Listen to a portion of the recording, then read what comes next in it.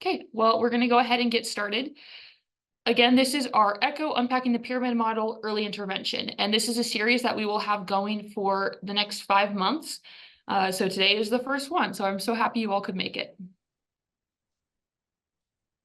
We are recording this session for educational and quality improvement purposes. By participating, you are consenting to being recorded. If you do not wish to be recorded, please disconnect from the session. Project ECHO is a community of practice. We want it to be interactive. We really hope that everyone asks questions and participates throughout and supports each other. And that's one of the reasons why we love sharing where everyone is from in the chat and making sure that everyone can become connected through this. So for our ECHO session today, we will first have a didactic speaker, which today is Erin Barton, and that'll be from around 1:05 to 2. And then from 2 to 2:30, we will have a presentation on real situations, real solutions, and we will have a discussion in breakout rooms surrounding that. And then for the last few minutes, we'll come back into the big group and share our insights. We ask that you protect individual privacy. Please avoid using any real names and de-identify any individuals and any situations. We ask that you rename your Zoom profile to include your name and your organization. And throughout the presentation, you're welcome to ask questions. You can either raise your hand through Zoom or you can send your questions into the chat and we will make sure that those will get answered. You will receive a certificate of attendance for your time today. Just make sure to fill out the feedback survey and we will get a certificate of attendance emailed to you. And this will show the amount of training hours you have completed. We do have a Canvas and a website for additional resources. By participating in the session, you should automatically get an invite to our Canvas page. If you don't, or you're having problems with it, you can feel free to reach out to Faustine Sagany. Her email is on this slide. And if you're having trouble, you can also access the old past recordings and resources on our website. So if you just Google Utah Pyramid Model and go to Project ECHO and past sessions, you can find the same resources there. And we will have these sessions recorded on YouTube so you can go back and watch.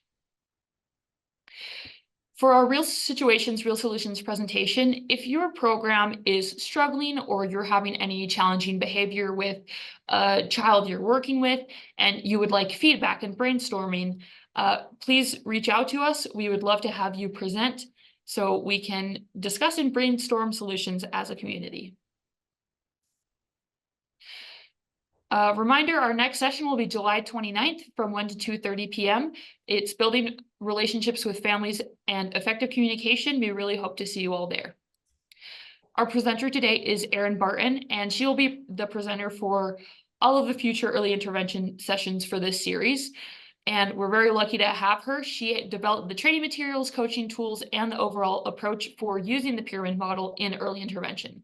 So we have the top expert in the field here to share her knowledge with us today. And her session today, the topic is social emotional development in infants and toddlers and supporting the dyadic relationship. So thank you all for joining. Feel free to send a direct message to me or Faustine if you have questions throughout the session. And with that, I will turn the time over to Erin. Thank you, Hannah.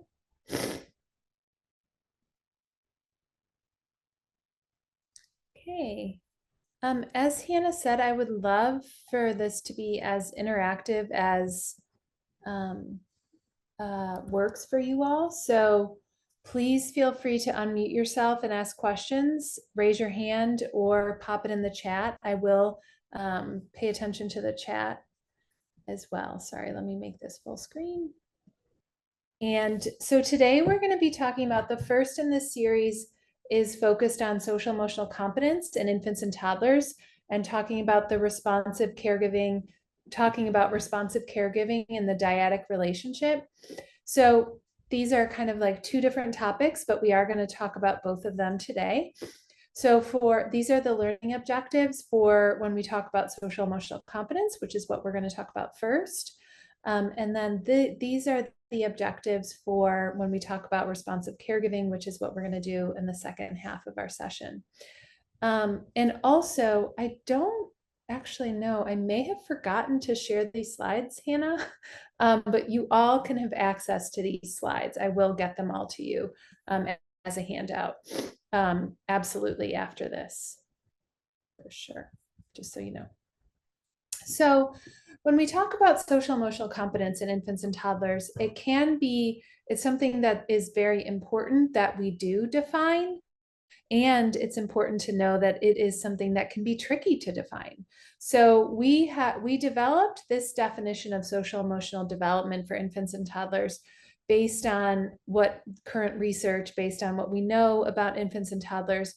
And a lot of it comes from the work of Jane Squires and Diane Bricker, who developed the Ages and Stages questionnaire and the Ages and Stages questionnaire social emotional. So those, the ASQ as they're known, and the ASQSE, which are screening tools that identify children who need further testing. And a lot of this is from their definition and how they talk about social emotional development, which really focuses on this 3 different categories or 3 different components of social emotional competence. And the first one is the infant or toddler's developing capacity to form relationships. And so we also call that trust. And then it also includes the experience, regulation, and their ability to express emotions in socially and culturally appropriate ways. So ways that work within their family, within their community, within their culture. And that's also known as self-awareness. And then also their developing capacity to explore the environment and learn from the environment, participate in the environment, and really engage in the environment. And what is really important to know is that whenever we talk about social emotional competence, we're always talking about it in the context of family, community, and culture.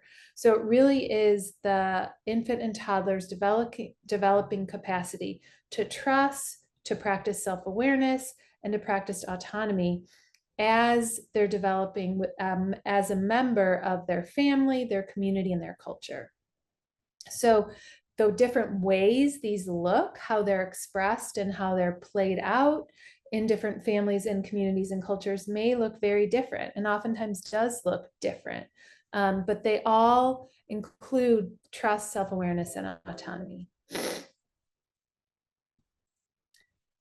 We also know that all with the ability to interact with their caregivers and their environment, to really participate in their environment and communicate their needs and their emotions, communicate how they're feeling and what they need or want. All of this, as I said, occurs within the context of the family, community, and culture. And so it's really important to recognize that we learn social emotional competence within the context of those early primary caregiving relationships. That's why when we talk about it, like we are today, we talk about social emotional competence while we talk about those dyadic relationships. All of this occurs within the context of that primary caregiving relationship.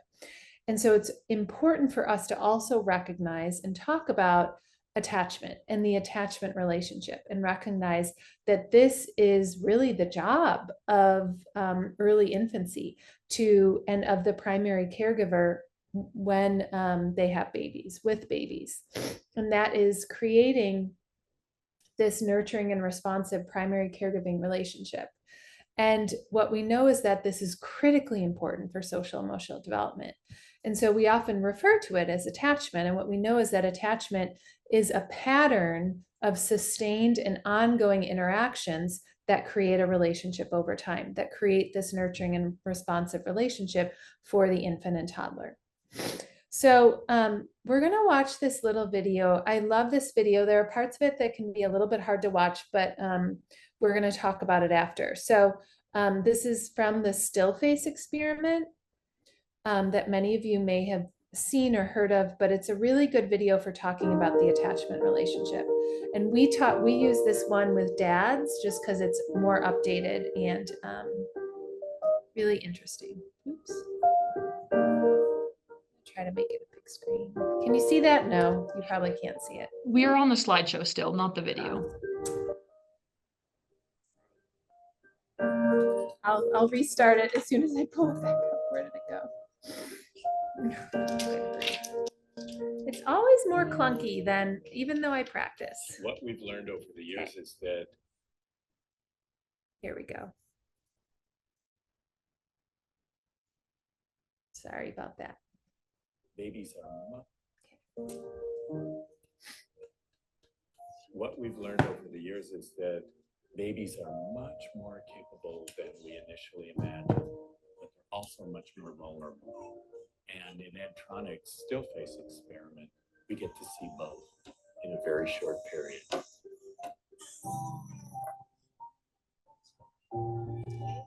We see the baby and the dad playing together in their routines. There are things that they know about each other and things that they do together, and it's fun.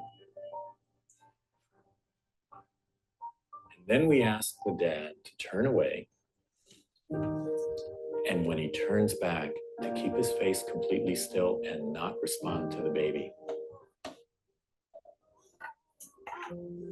And the results are almost immediate, and they're devastating. The baby looks to the dad and tries to get the dad to get back into those games. Hey, we were just playing just a minute ago, weren't we? We were having fun. What's going on? And then the baby starts to get frustrated when that doesn't work. So she'll have to look away and look around the room and find something else and then look back and say, now can we play? And within 3 minutes, the baby has really dissolved.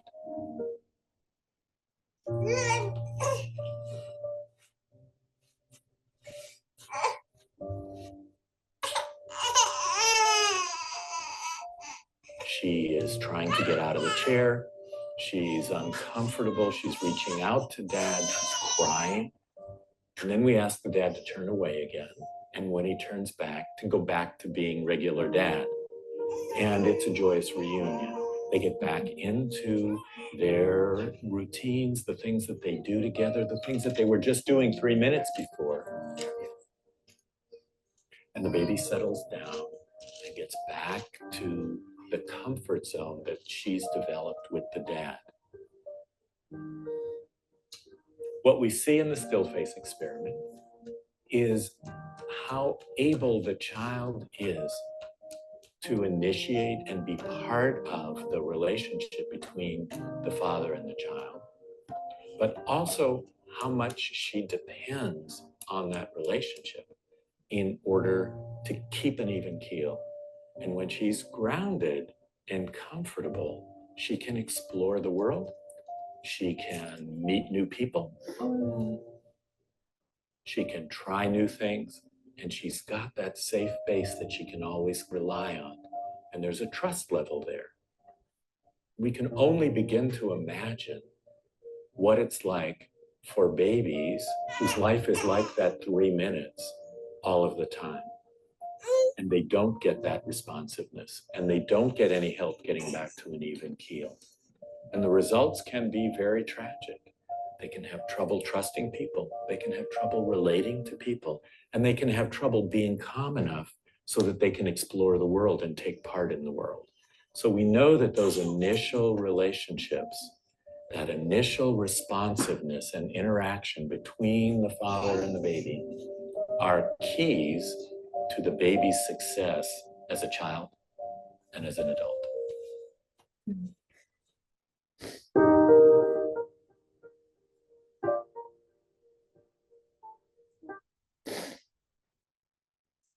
So, as I said, there were parts of that were hard to watch, but I hope what you saw too is the reunion, right? And that when there is a strong attachment relationship, we know that sometimes those things happen. Of course, we don't want an environment in where the parent is not responsive often, but parents might have to answer the phone or go to the bathroom or cook dinner. And so there are moments in the day where parents are not right there engaged with the child. And when you have that secure base, that allows for the parent to maybe look around or not be totally engaged at times.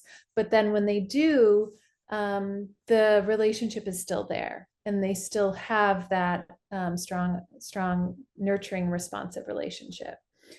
And that is the part that's really important to remember. And what is also important to remember, and what this video really highlights, is that for some babies that isn't there, right? And so that's our work with those families and those caregivers to help them create that nurturing and responsive relationship so that attachment can be there. So what are there any thoughts? I know, yeah, actually, if you have thoughts, like, what do you think? What is your aha moment? What do you think this experiment overall tells us? Or what are you thinking? Does this spark any thoughts in your work with families? Do you have any questions about it? You can raise your hand, unmute, or put it in the chat.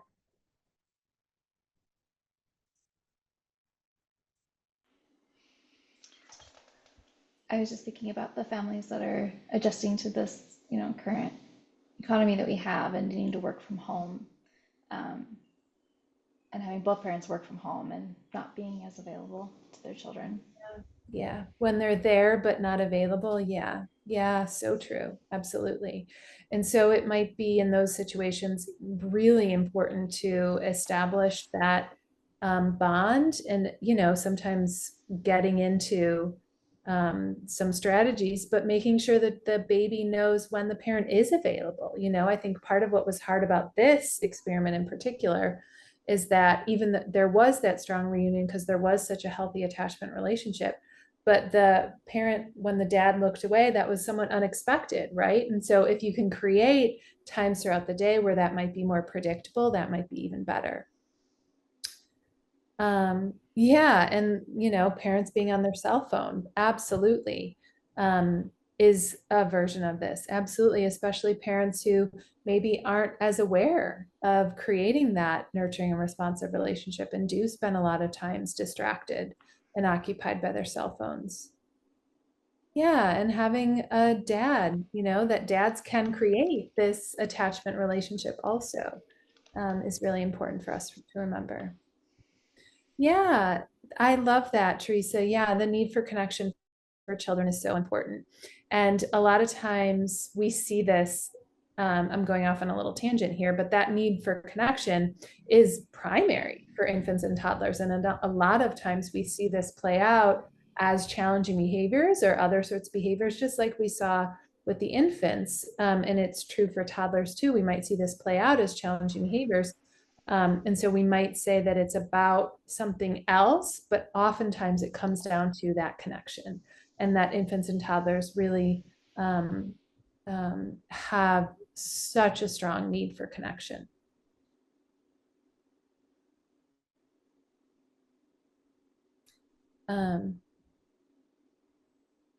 Yeah, narrating a child's play.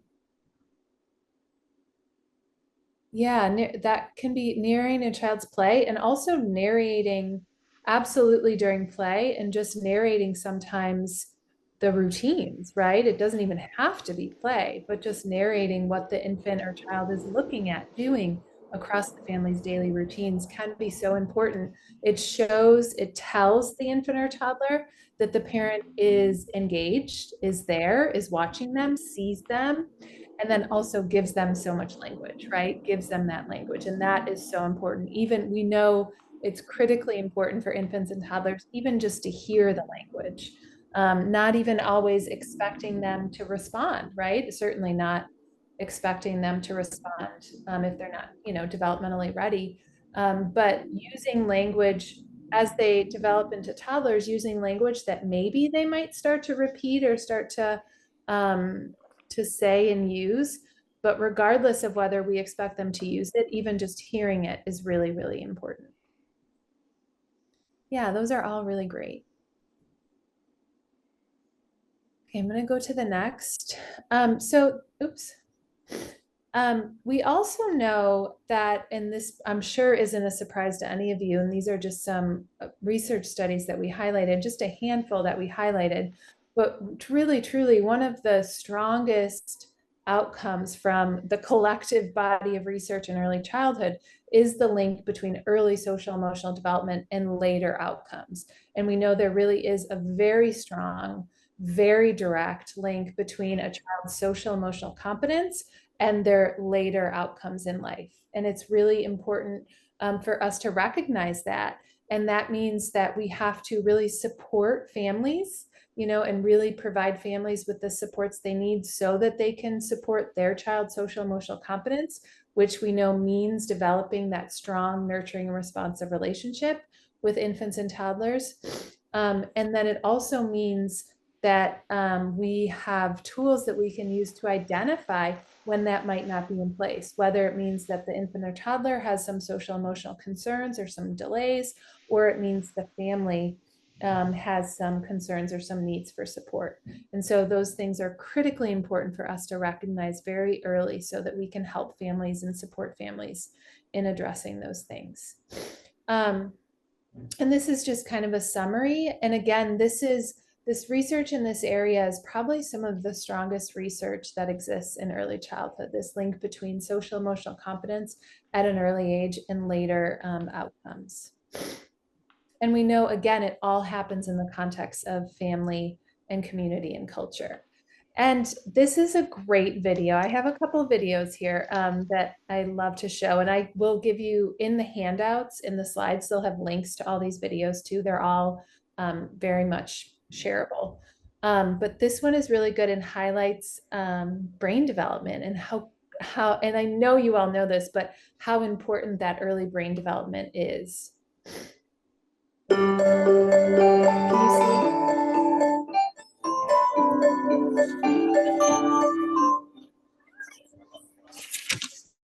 Science tells us that the experiences we have in the first years of our lives actually affect the physical architecture of the developing brain. This means that brains aren't just born, they're also built over time based on our experiences. Just as a house needs a sturdy foundation to support the walls and roof, a brain needs a good base to support all future development. Positive interactions between young children and their caregivers literally build the architecture of the developing brain. Building a sturdy foundation in the earliest years provides a good base for a lifetime of good mental function and better overall health. So just how is a solid brain foundation built and maintained in a developing child?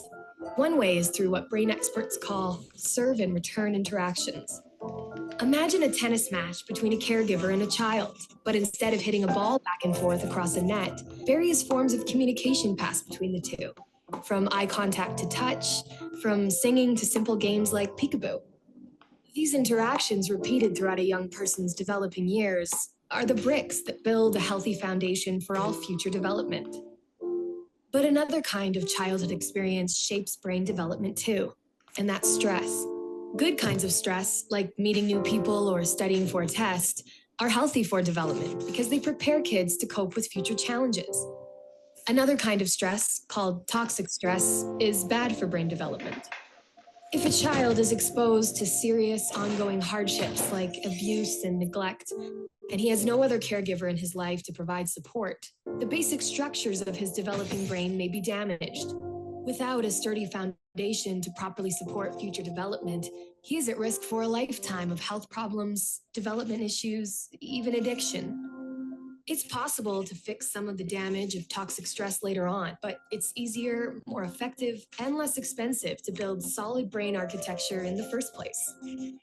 One of the things that sturdy brain architecture supports is the development of basic emotional and social skills, an important group of skills which scientists call executive function and self-regulation can be thought of like air traffic control in the child's mental airspace. Think of a young child's brain as the control tower at a busy airport. All those planes landing and taking off and all of the support systems on the ground simultaneously demand the controller's attention to avoid a crash. It's the same with a young child learning to pay attention, plan ahead and remember, and follow lots of rules. Like all of us, kids have to react to things happening in the world around them, while also dealing with worries, temptations, and obligations on their minds. As these demands for attention pile up, air traffic control helps a child regulate the flow of information, prioritize tasks, and above all, find ways to manage stress and avoid mental collisions along the way. Having this ability is a necessity for positive and level mental health. Developing effective air traffic control, overcoming toxic stress, and building solid brain architecture are things kids can't do on their own. And since strong societies are made up of healthy, contributing individuals, it's up to us as a community to make sure all young people have the kinds of nurturing experiences they need for positive development. To build better futures, we need to build better brains.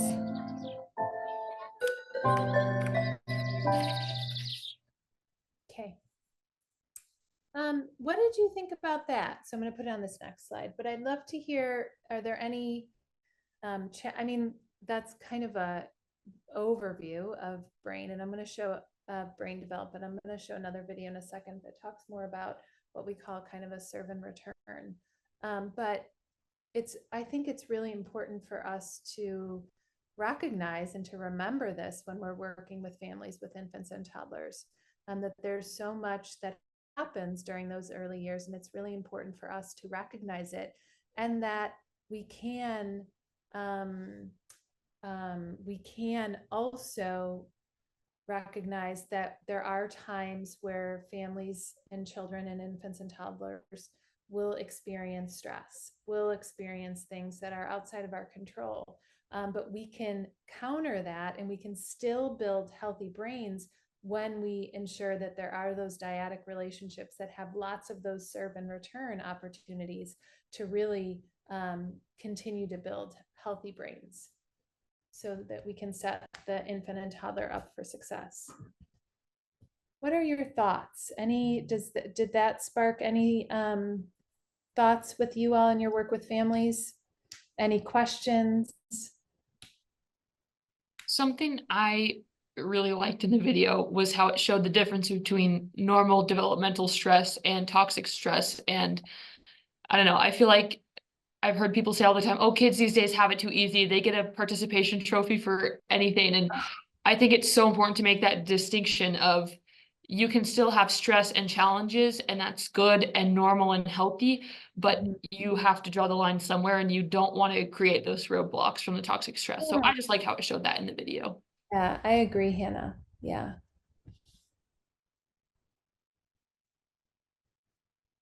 What else? Other thoughts? And there is a difference. And what I like about it, and I always like these sorts of things, is that it does give us something to do, right? It does remind us that there are that these interactions and that nurturing responsive relationship is critically important, and can be what we focus on, regardless of all of the things that may be outside of our control. Even if we're working with a family that we know has lots of toxic stress happening, sometimes we can't necessarily, or we feel like we can't control that, or we can't address that, or we can't help them with a lot of their stress. But what we can do is make sure that we're supporting that nurturing responsive relationship. Okay. And then the other thing to remember with infants and toddlers, and when I do these big trainings, you hear me say it so often that most people get very sick of me, but that infants and toddlers just got here. We measure their age in months. They just got here. And so they engage in challenging behaviors. And most challenging behaviors for infants and toddlers are quite developmentally appropriate. We want infants to cry, right? If they didn't cry, that would be concerning. In the video of the still face experiment, if those toddlers didn't have a reaction to their dad looking away, that would be more concerning to us than those behaviors that were kind of challenging: the crying, the slumping, the reaching, the kind of quiet, calm tantruming. And so we know challenging behaviors occur for infants and toddlers. And all behaviors, including those behaviors that adults find challenging, are communication. They're communicating something. And all of these, what you can kind of see from all of these, they're communicating something very specific, usually, but they're all related to that connection, right? And so usually the number one way to prevent challenging behaviors is to make sure those connections are there and that nurturing and responsive relationship is there. Even with that there, we're still going to see challenging behaviors because they just got here. They're just learning how to navigate the environment. They're just learning how to be social. So it's not like we would be more concerned if we had a toddler who never had challenging behavior, right? We would. And so it's our job to help families understand what those specific challenge behaviors are trying to communicate and make the challenging behaviors less likely to occur over time, knowing that they're going to occur. And we see nonverbal and verbal. We might see toddlers start to use words, right? And of course, we wouldn't see them write, but maybe eventually. But we see lots of nonverbal challenging behaviors. And those are all ways that they communicate. So we know that we can really help build this relationship with families, and that's our job, to make sure that we support caregivers in teaching their infants and toddlers appropriate social emotional skills. So these are just some strategies, and we're going to get more into the dyadic relationship and specific strategies just in a couple minutes. And know that I know I'm just like touching on challenging behaviors right now.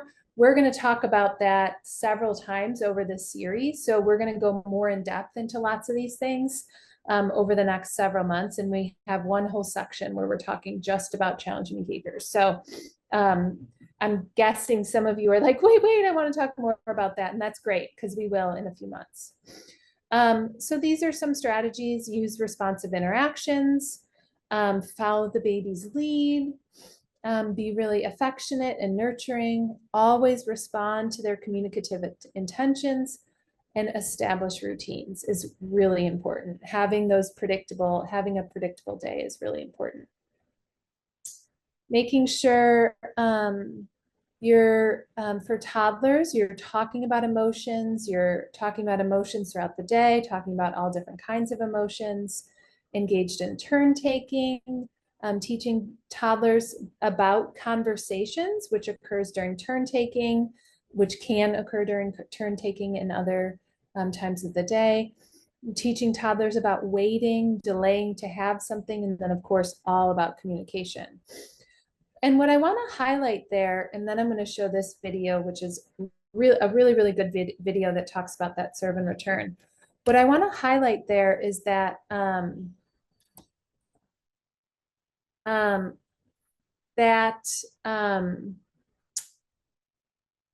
all of this occurs within the context of that relationship. And so it all occurs within the context of that relationship. And what's also really important to remember is that this can occur during the family's daily routines. So we don't need to say you have to like take out 5 or 15 minutes in your day and play with your toddler, like in a very on the floor with, like, that'd be great. If you have that in your day, great. But you can also make the entire day playful, right? You can add those playful interactions into the day. You can use your daily routines to support infants and toddlers and support that relationship. So that's really important to remember as we're talking about and thinking about these nurturing and responsive interactions, that we're not saying that families need to like set aside 20 minutes a day to play with their child. If they do that, great, that's great. But they might not have that time, right? We all know our days get really busy. And so you can do this during the context of the routines that the family's already engaged in. Also recognizing that families might never use the word routine, right? But they do have routines, and they do the same thing oftentimes in the same way every day. And so helping families see that you can do a lot of these things within the context of things that you're already doing. So I'm going to show this video.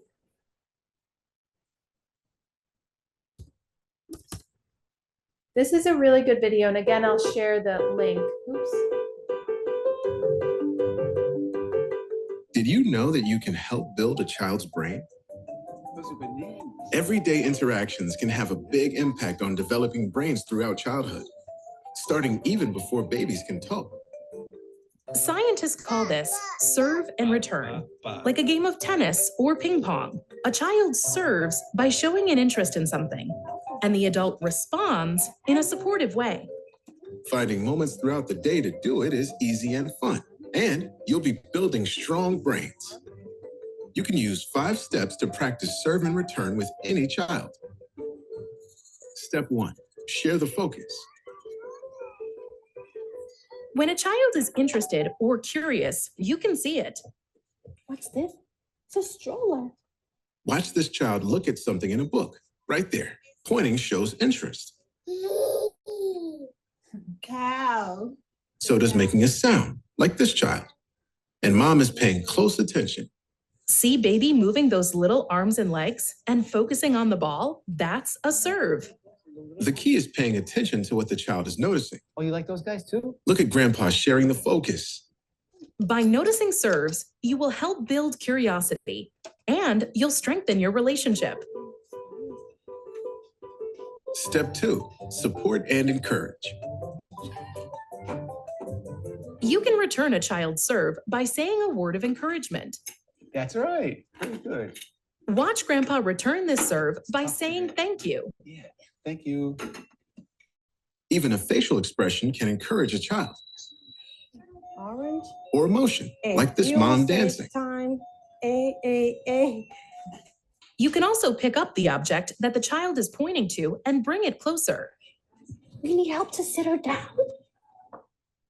Things like helping and playing with the child let them know that their thoughts and feelings are heard and understood.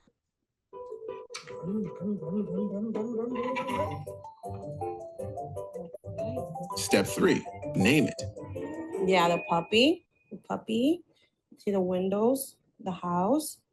When you return a child's serve by naming what they are seeing, doing, or feeling, you make important language connections in their brain. He's got bumps all over him, huh? This brain building happens even before a child can talk or understand your words. You can name anything, a person, a thing, an action, a feeling, or a combination. Clean up, everybody do your shit. When you name what a child is focused on, you help build understanding of the world around us and what to expect from it. The baby's sitting. Ooh, the baby's sitting in the back seat of the car. You like those? Those are raisins. You have raisins all the time. Naming also gives a child words to use later and shows that words are important to you. Step 4, take turns back and forth. Taking turns helps children learn self-control and how to get along with others. Waiting is crucial. When you return to serve, give the child a chance to respond. Hi, how are you? I'm good. How are you? Note that the caregiver waits here for the next serve.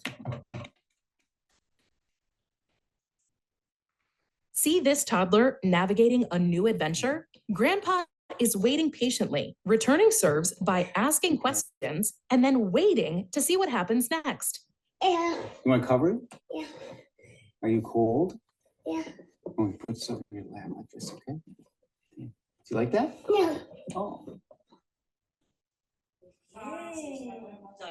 By waiting, you give the child time to develop ideas and build confidence and independence.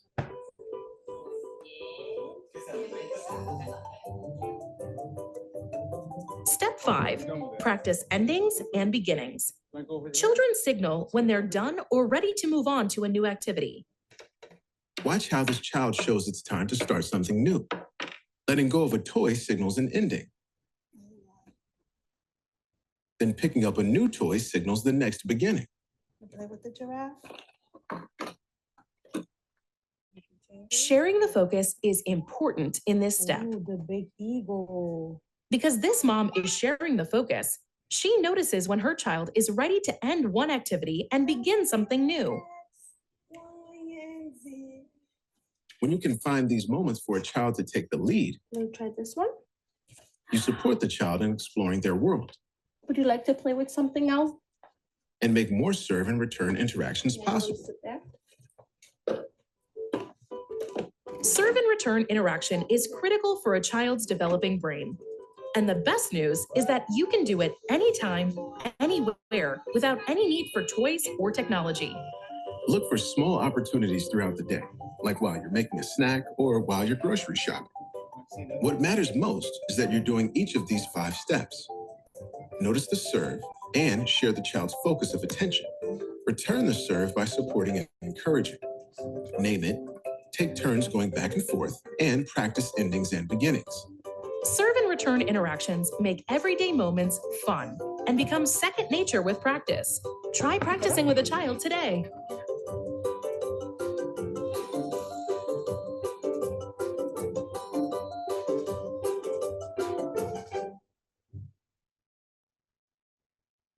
Okay. So what did you think of that one? I love the serve and return. It's a perfect kind of segue into dyadic relationship, which is next too. This is Jennifer from Kids on the Move. Hi, sorry, I just kind of jumped in there. No, that's good. I love that. That's fun. So this was all very familiar to me, but we use different terms. We use joint attention instead of, can't remember what he said. Notice the sharing focus. Yeah, sharing focus. So we say joint attention. And I love the whole video. The only thing that was could get a little bit dicey, I was thinking, is when there's a child that has a really low attention span still, we wouldn't want to hop from each ending to each new beginning so quickly, right? We'd want to say one more time or stretch them a little. Right. Okay. True. Yeah. So that would be kind of the exception. Yeah. Okay. Yeah, absolutely. Yeah, that's a really good point. And there are lots of ways you would want to individualize these depending on what the child's needs were, what was happening for the child. Yeah, that's a really good point. What else? Any other thoughts, questions? And truthfully, I think they created this term serve and return because it was, it might be easier for families to use than some of the other ways we talk about it, but it doesn't matter what you call it, right? And I kind of agree, joint attention, a lot of times families, that makes more sense than maybe sharing focus might be more abstract. So use whatever terms work, use whatever terms make sense for your families. But I think this serve and return concept, I have found it really helpful with families I've worked with because especially with infants who might not like say something, but it's still, you create that serve and return interaction because the caregiver might do something and then waits for the infant to do something before they do something else, right? So it creates that interaction that I feel like thinking about it in terms of serve and return is really helpful for reminding parents to stop, slow down, and kind of be there, be in this interaction and observe what the child's doing so that you're ready to respond. And the one thing that I think is important to remember with serve and return too is that even though the parent is serving and then waiting, or the caregiver is serving, waiting for the child to do something and then responding, the serve is oftentimes, really good serves are based on the infant or toddler's focus, right? Is based on what they're already doing in that moment. So it's not like they're guiding the interaction away from what they're focused on, unless they are in that moment, but they're really kind of building on and expanding what's happening. Okay, so we're going to shift a little bit, but that's a great transition to talk about these dyadic interactions and how we create them. And that really is the base of the pyramid. And we do that within the context of supportive environments, highly supportive environments. So that's really when we talk about the pyramid model with infants and toddlers and in families, that's what we talk about as the base of the pyramid, these nurturing and responsive caregiving relationships and these high quality supportive environments, whether that's at home or childcare, wherever the infant or toddler is. I also really love talking about it all in terms of the transactional model, because the transactional model reminds us, and I think the serve and return kind of illustrates this so well, that we know the environment impacts the child. We talk about that a lot, right? But it's also, we have to recognize the child impacts the environment. So it's up to us to support caregivers in saying, your child might be doing something that you don't expect, or your infant or toddler, might have a disability, might have a different need. And so that changes how you interact with them, right? And so you have to make sure you interact with that infant or toddler in a way that supports their social emotional competence. And that might be different from what the caregiver expected. And it's also different in home. So when we talk about this in the classroom, we have these effective practices that supports child development. But in early intervention, we have these effective practices that then we support families in using, right? So we support families in using these practices, and that supports their child's development. It's also really important for us to think about in terms of their temperament style. And we talk about temperament a lot when we talk about infants and toddlers, because this is when their temperaments are forming, and their temperaments can be different from the caregiver's temperament. And we know that temperaments are lasting. They last across a lifetime usually, right? And they can really impact that attachment relationship. What I also want to recognize is I don't love these pictures, but I still talk about it just to recognize it and to say how important it is to recognize that there isn't a temperament style that's negative. Like feisty isn't negative, right? And I don't love that picture, but what we're talking about when we mean a child who's feisty is we're meaning a child who's really active, right? And that might be different from the caregiver's temperament style. The caregiver might be more slow to respond, more fearful, more slow to warm up. And so it's a good reminder that it's up to the caregiver to change what they do to be responsive to the infant or toddler, regardless of their temperament style. And that's, I think, really important for us to remember and to talk about when we're talking about supporting families. And I just went through that quickly, but there's and I'm going to share this link when I share the handouts. There's a really good temperament tool called kind of supporting your temperament traits. And it's on the Early Childhood Mental Health Consultant website out of Georgetown, and it's free. And it's this really great tool that you can use to kind of think about temperament. And I'll share that website when I share these slides. But these are different responsive caregiving characteristics that all happen within the context of that serve and return, that dyadic relationship. So when we're thinking about really quality serve and return interactions, we're thinking about response quality, we're thinking about the synchronicity, we're thinking about that joint attention and that mutuality, we're thinking about the caregiver's positive affect, and were they supportive? Did they provide encouragement? We're thinking about the stimulation, and was the way they supported them stimulating to the child and developmentally appropriate? And then was it supportive? Did it support the infant toddler's engagement and participation in that interaction? So what we're going to do now is I'm just going to show a couple of them before we close for the day. But this is the last thing we're going to do in the last several minutes, or close at least for my part right now. We're going to watch a couple videos, and I want you to, in the video, look at and identify what are the responsive caregiving interactions, what are the serve and returns, and even maybe what are some of the qualities that you see in these interactions. I'm gonna close. So I think you can see it, right? Whoa. You want to say open? It's coming. Want it open? Open. Oops. Look. Use a foot right there. Bam. Oh. It's the scoop I can action. Oh, scoop. Look at that. Bam. Oh, that is hard. All right. You get bonus points. Yay. Say the wisdom. Outside. Outside. Are you gonna go outside and play after you eat?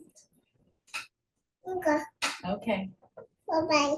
Oh, wait. But do you want to finish your food first, or are you done? I think you're finishing your food. I'm done. Oh, you're done. All right. Yay. Let me wipe your mouth off. I'm done. Yes, the bottle. I see. What's the cost? Okay. Here, Dad. Can I wipe off your mouth? Look up. Look up. Hey, look up, please. Thank you. I'll be back. Wait. Let me see your hand. It's got purple potatoes on it. He's gonna put your food up, and then he's going to get ready to put you outside so that y'all can play. You wanna play outside? I need you to put your bib off. But here so we can go to the next one. But what did you see? Were there specific things you saw there? What did you notice them using? How did the child respond?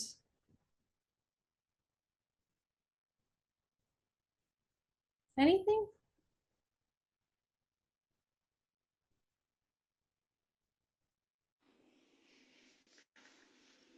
I liked how when he walked away, she said, now he's gonna go to put your food away, you know, like he's not going, anywhere else unexpected. And I thought that was really intuitive to see. And the mom was like, give me your instructions, your hand, your face. That she knows. Yeah, I did too. I agree. I love that. What else? Anything else?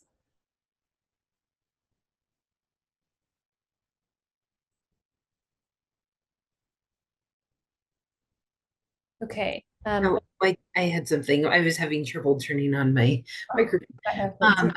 I loved that they were responding to the child talking, that they were kind of figuring out what it was that she was saying and responding to her.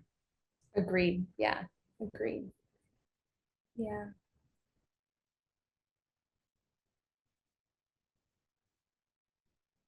We also had Stacy in the chat say the parents pause to allow for the child to respond. Yeah, thank you, Hannah. Yeah, they do. That's a really good point, Stacy. And that I think is why thinking about serve and return is so helpful too, because a lot of times we work with families where we just see them kind of dominating and just talking and talking and talking, and pausing and letting the child know that I'm giving you time to say or do something can be really helpful for establishing that connection. So these are all examples of the serve and return and things that families do in the context of those serve and returns. They set the stage for those interactions.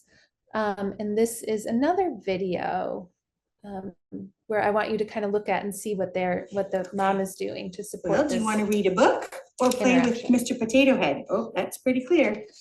You want a book? Okay, so let's see. What'd you say? Open? Open. Good, let's open the book. The feelings book. Ooh, turn the page. See, sometimes I feel silly. Sometimes I feel cranky. She's mad. Turn the page. Oh, sometimes I feel scared. It's a cat. Meow, meow, cat.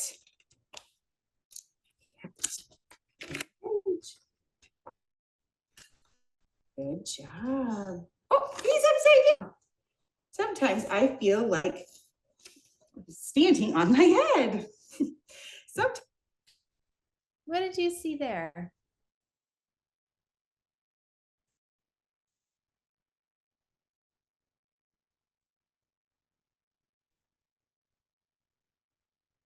Yep, 2 options of choices. Yeah, which is so good for autonomy, right? And language. Yeah. That's exactly what I was going to say. Moving at his cues. Exactly. the mom clearly is connected to her child, and knew that like if she moved too slow, he'd be frustrated, and he would not be engaged anymore. So he's moving like a little bit fast to get through the book, and obviously loves turning pages, right? And she followed that pace to keep him engaged, which I think was really beautiful. Hand over hand help, signing, open. Yeah, they were face to face. Yeah, I agree.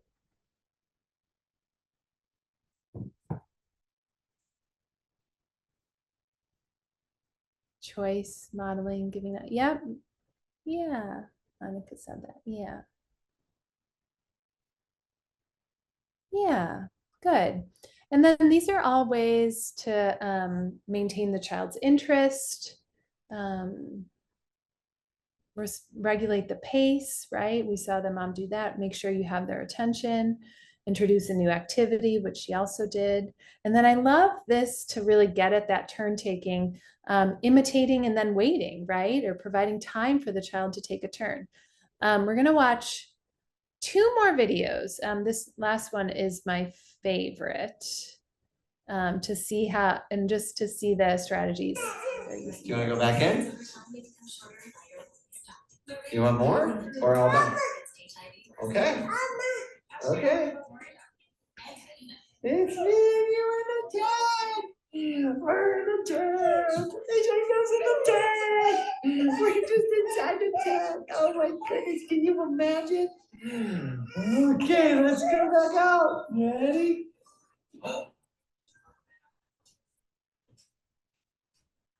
Are you done? More.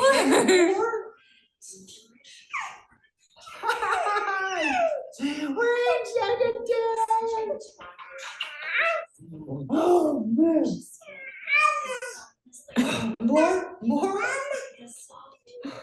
Okay, last time, okay? After this one we stop. Okay? Oh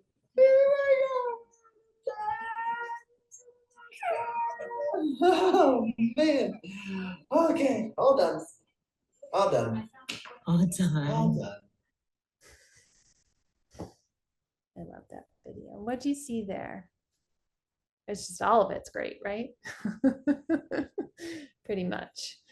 I mean, yeah, he, clearly sets the stage at the end for being all done, which I loved, supported her communication, waited for her to request. Yeah, following the lead. Yeah. Yeah, it was really so good. And then this one shows kind of a match and follow, and then this will be our last video. I'll give a link for the next one, but we don't have time. So. Noodle? Can you show mommy?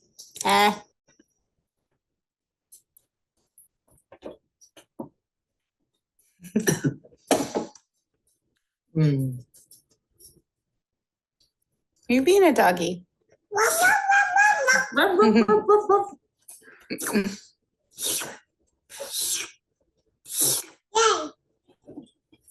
Light switch. Say switch. This turns off the light. And on the light. No. Yeah, you like that? Off. On.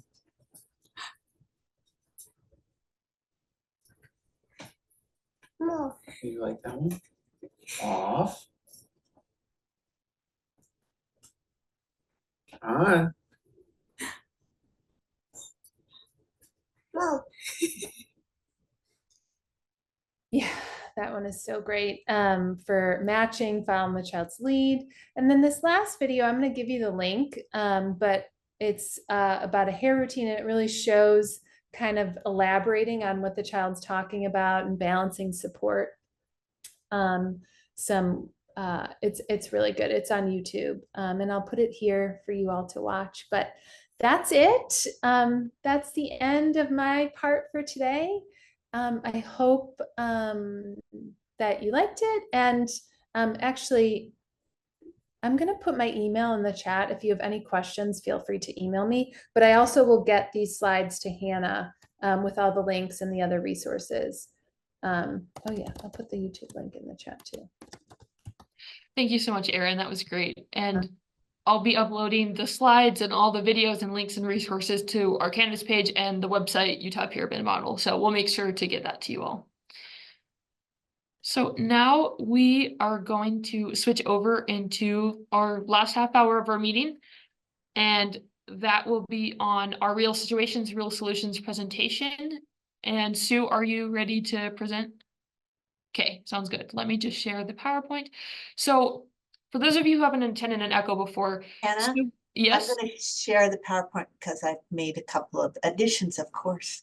Perfect. So Sue will share a situation, and then we will go into smaller breakout rooms to discuss and provide feedback. And then for the last couple minutes, we'll come back into the main group and just share a couple insights we learned in our breakout groups. So Sue, take it away. Good enough. So we moved this meeting or this session up from a week earlier, and I was a slacker and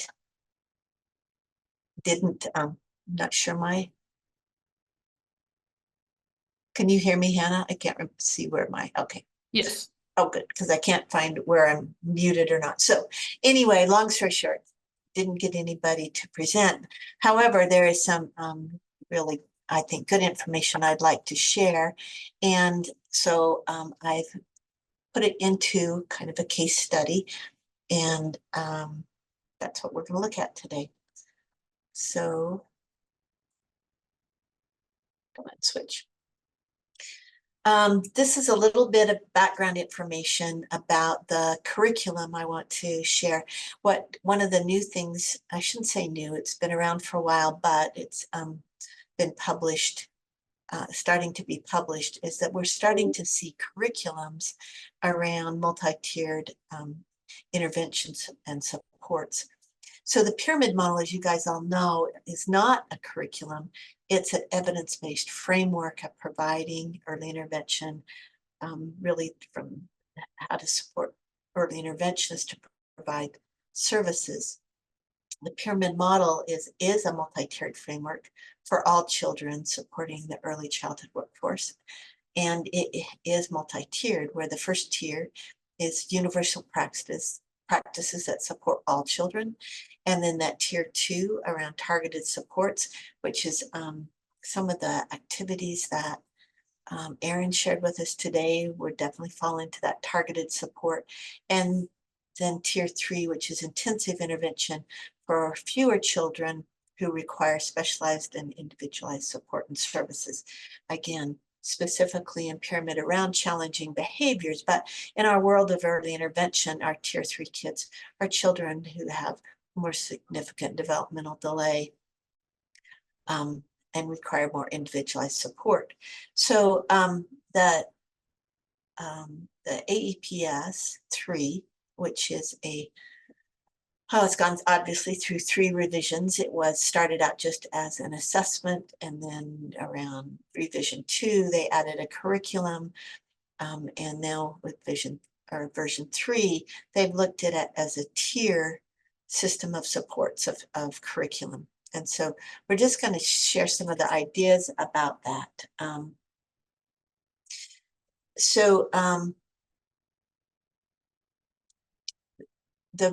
There are different curriculums or models of the multi-tier systems and support out there, but APS is one of the few that I can find that really identifies as a curriculum, and I wanted to share this as a resource, but we'll do it in the framework of a case study. So this is not a real family, but a family that I reflected on from my past as being an early interventionist. So I'm just going to read through it and about the Jones family. So the Jones family lives up here in Cache County in North Logan. They have 2 children, Melissa, who's 6 years of age, and Spencer, who's 2+ years old. He's actually 26 months. Paul Jones works for Utah State, and Lisa, the mom, works part-time at the local library. Spencer is enrolled in early intervention. He's about 26 months of age, and he's been receiving services for about 6 months. He has a developmental delay in communication, self-help, or adaptive, and in the social emotional domains. So those were as assessed on the BDI, which we use here in Utah, as well as additional assessment information from the AEPS assessment. He's very active. He follows directions. He understands and participates in regular family routines like bath time, bedtime, mealtime, but he struggles at So this is some of the observations and developmental assessments of Spencer's mealtime routine. Back when I used to visit this family, we also used the MISER, which is an assessment of developmental skills internal to mealtime routines. So I also used that when I was seeing this family. So Spencer sits on a chair with a booster seat. Lisa wants to try a booster chair instead of his high chair. So she's been experimenting with that and trying it with varying degrees of success. He gets wiggly in the booster chair. He may choose to get down from his booster chair. So they've tried a little seat belt, but then boosters are a little rocky.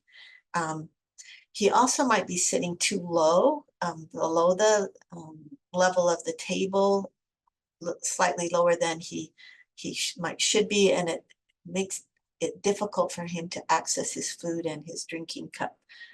So those are the things we observed about his environment and his positioning. Communication-wise, Spencer points to items, but he doesn't really have a mealtime vocabulary. He uses some signs, he uses some cues to request more or please, but he doesn't verbalize with them or get his parents' attention. So sometimes his parents aren't attending when he uses those signs or cues, like reaching up or reaching out with his cup to make requests. He eats a variety of foods. It's not that he's a bad eater by any sense, but if he doesn't like his food, he may push it onto the floor. But we've also talked about that may just simply be that he's experimenting, and watching food fall on the floor is fairly entertaining. And so it's hard to decide whether really if he's disliking the food or if it's like, oh, watch it splat on the floor. So we were just kind of talking about why he might do that and what that behavior might be telling us. He's a good finger feeder with large bites, but he doesn't really have as good a fine a pincer grasp to pick up Cheerios. He has difficulty grasping a regular spoon, but he's a little bit successful trying to use a spoon with like sticky foods that like he can stuff the spoon in and it holds onto sticky foods like mashed potatoes. Spencer drinks from a cup with a sippy lid, and he really likes to drink, and he drinks a lot. And when his cup is empty, he almost always wants more. The problem here is if someone doesn't see him sign more or lift his cup up, indicating like, here, mom or dad, he will throw the cup. And then what makes this part of a game is that his sister, who's usually at the table eating with him, watches Spencer asking for more, and then she laughs when he throws the cup. So that's become kind of a game between them of throwing the cup. So maybe also the throwing the cup is as entertaining because we get sister's attention and we have this interactive social game than it is asking for more. So these are the concerns that Paul and Lisa have shared with their service provider, and they would like help around mealtimes routines. So on days when both Paul and Lisa are going to work or other appointments, the breakfast routine becomes frustrating. It's messy when he gets like dropping things on the floor, and it often makes leaving on time impossible. Paul and Lisa want Spencer to eat breakfast and other meals too, without throwing or dumping his food in his cup. They'd like him to be able to eat more independently with a spoon and to use words consistently to indicate what he wants or doesn't want. So maybe there's choices in there.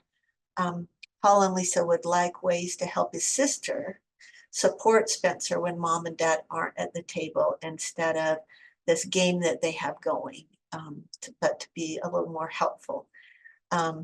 They are also unsure what to expect of Spencer at mealtime for a child of his age, which is 26 months. These are his IFSP outcomes. They had a family outcome to reduce stress around breakfast and have a smoother morning routine.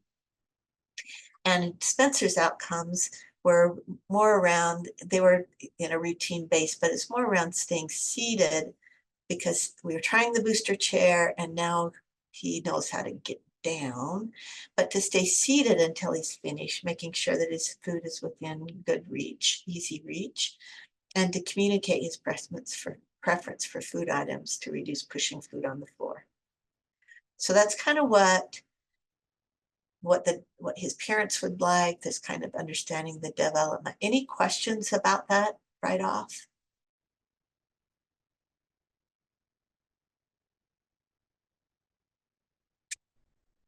Someone will have to tell me if something pops in the chat. You're good. I'll let you know though. Okay. So we're going to go into 4 breakout groups. And early interventionists, we do this all the time. We look at a situation, we talk to families, we kind of do some joint problem solving, but and what I'm going to talk about is tier 1, tier 2, or tier 3 strategies, all become part of the whole activity. But for the purposes of today's breakout groups, I would like to assign each breakout group to think about a different tier of intervention. So for one breakout group, for breakout group 1, they'll be focusing on tier 1 strategies. Faustine, who's the lead for group 1? We'll have Debbie and Amy, their group together will be tier 1. So Debbie and Amy, maybe you want to take a quick screenshot of this so that you'll have it. But tier 1 strategies are ideas and information that support all children in home and community, are meant for learning outcomes within daily routines and activities of family life by promoting positive child and family interactions, relationships, and supportive environments. So the key there is tier 1 is not about addressing perhaps why Spencer is dumping food on the floor, but how do we support this breakfast time routine in having positive parent-child interactions and relationships and a supportive environment. So what about the environment, the table, the chair, the food, those types of things might we discuss with Lisa and Paul so that we're supporting the tier 1 level of intervention. So there's some examples there and you can read through them. Maybe, so this is in general, not specific to Spencer. In general, tier 1 activities might be supporting mealtime routines, providing preferred foods, having a good routine that offers new foods one at a time. So the goal for, can't spell there, morning is not spelled right, but for group 1 would be to identify some strategies for tier 1 activities. So then the second group, who's leading the second group? This will be Melody. Melody, you might want to take a quick shot.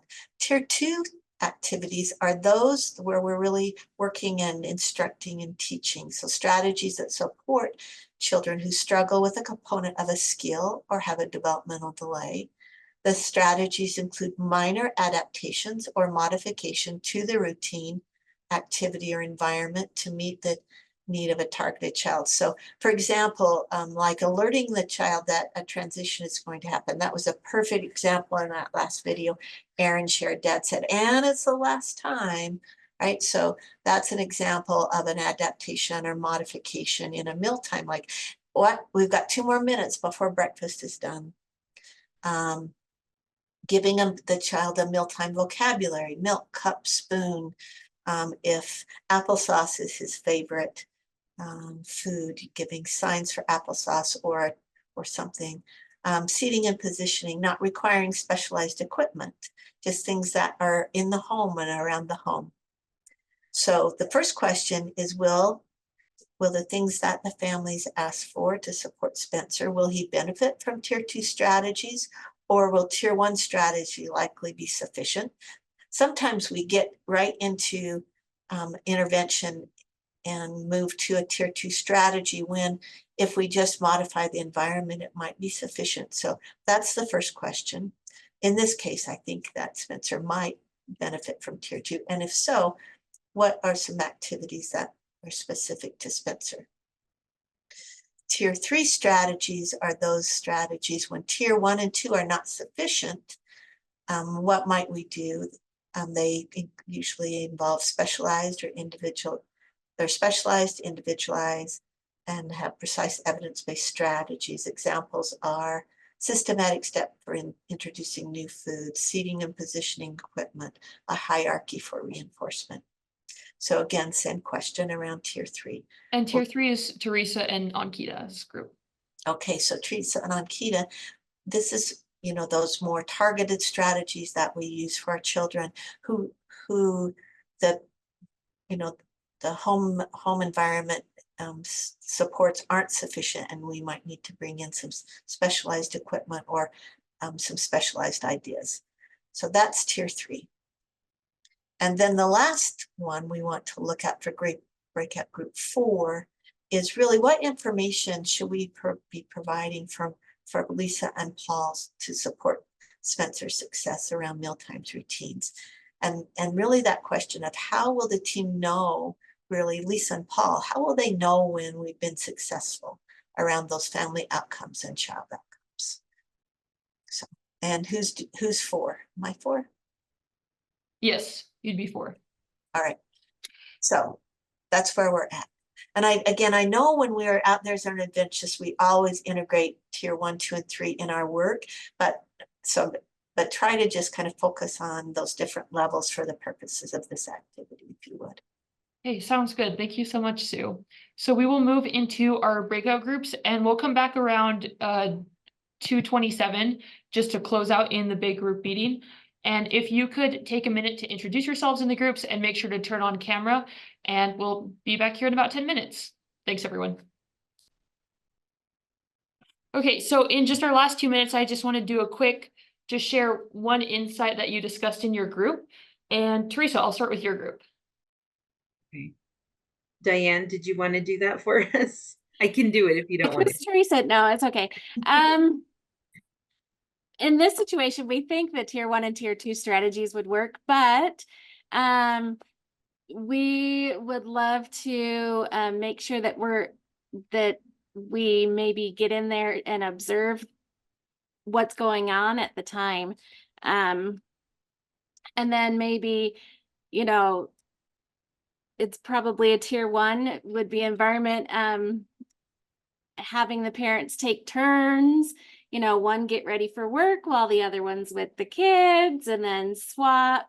But morning time is very stressful for everybody, we know. So, yeah, I think whatever observing and then giving some suggestions would be best.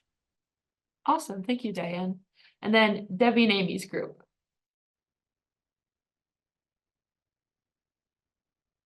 I'm going to unmute myself. We had a great discussion. Everyone really provided insight. But the one thing that we talked about, similar to what Diane talked about, is building in that consistent routine, giving the child choices about maybe preferred food items, either visually or on a schedule of some sort. But we felt the most important thing here is that we can't expect the sister to be managing the food time, right? The routine. So it really needs to be the parents and however they decide to do that, but to be in the room to reinforce him when he's doing what he needs to be doing, giving him choices about what to eat, using language to indicate that, and then just tons of reinforcement for being there. But we also thought that it was really important. We understand that messy was a big thing, but 26-month-olds, they're messy, right? They're messy. And so providing that developmentally appropriate information to families about the expectations for a 2-year-old, I think is really important. Thank you, Debbie. Can I just say one thing? Someone said, I think it might have been Samantha, that said sing a song, a transition song to food time. So I didn't want to miss that. So Yeah, thank you. that's a great idea. So we are actually all out of time. I'm so sorry for Melody's group and Sue's group, but if you could send your recommendations and what you discussed to Faustine, f.sagany@usu.edu. And thank you all for your participation today. Just a reminder, our next session is July 29th. And please, if you found this helpful in any way, it would be great if you could share this with any providers or administrators, or even parents who might want to learn a little bit more about social emotional early intervention. But we really appreciate you being here, and I hope you have a great day.